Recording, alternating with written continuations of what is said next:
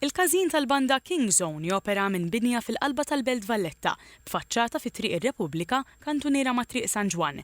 Din is-soċjetà mużikali kienet friskju li tiġi żgumbrata l barra minn dan il-post minħabba sitwazzjoni legali marbuta mal-kirjiet ta' qabel 1995. Dan il-periklu issa huwa parti mill-istorja għax il-Gvern permezz tal-Ministeru għall-Kultura għalaq mill-istadji kollha l-proċess tax-xiri ta' dan il-każin li anke minħabba l-pożizzjoni tiegħu irriżulta l-akbar wieħed s'issa. Fil-fatt, il-Ministeru hawnhekk ħareġ 7.4 miljun euro bħala ħlas tax-xiri tal-binja u 1.8 miljun euro fi ħlas ta' danni lis-sidien skont il-liġi.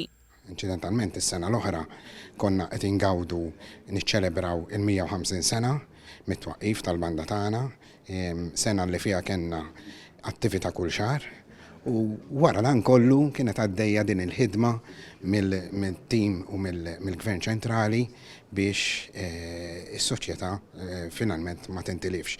Il-Ministru għall-Kultura Owen Bonnici qal li bekk issa tilgħu għal 13 is-soċjetajiet mużikali li l-Gvern xtara s-sedda tagħhom u magħhom trid tiżdied proprjetà oħra li għadha fuq konvenju, dik tas-Soċjetà Madonna ta' Pompej ta' Marsa Xlokk li l-kuntratt finali tagħha għad irid isir.